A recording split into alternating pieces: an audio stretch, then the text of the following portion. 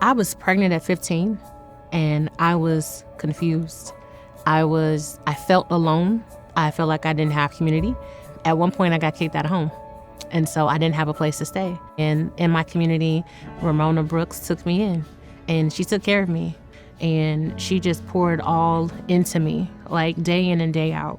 And just watching her take care of other people the way that she did it with so much love and care and devotion, I wanted to give that back to other people.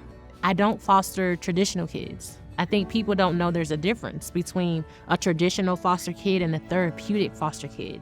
These kids are complex. They've been through a lot more than what the average foster kid would have been through. I've supported over 60 kids in my home that have been therapeutic level. Those kiddos with the complex emotional and behavior issues that most people are scared of. We love the challenges because all those kids that we see, they have gifts and talents that people have overlooked because of what they saw on the outside. Something that makes Staycee stand out is I know that she will look beyond what is written on paper. She will say, I trust you. I trust that you know me. I trust that you know my home, and I'm willing to put in the work for this. I have one kiddo who is phenomenal. Been through many placements. All the behaviors that were on paper, I didn't see. And it's because I gave him an outlet.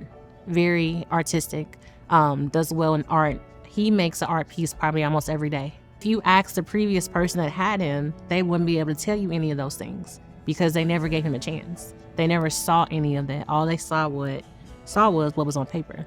All they saw were the negative behaviors. They never asked the question, why? Why are we here? Why are we behaving like this? They never did that. But in my home, when I did ask him, like, how can I help you? Like, what's going on? Like, how are you feeling? Like, do you think this will help you? Blossomed. So that's how Rise of the Champions came about.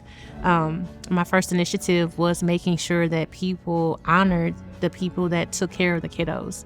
And so when Illuminating Hope came about, I was like, the whole system needs to be honored. The whole community needs to be acknowledged because people are just not aware of how much energy it takes. Since that momentum got bigger, we were like, how can we make this more inclusive with the youth?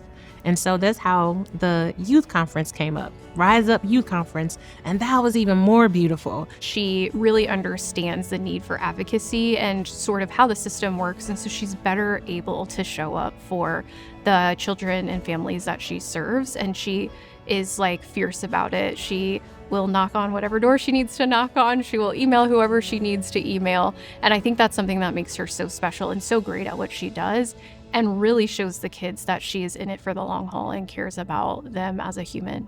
So I never want to leave anybody out because I wasn't left out. And so I really want that for the people that I serve, the communities that I serve, to have that too.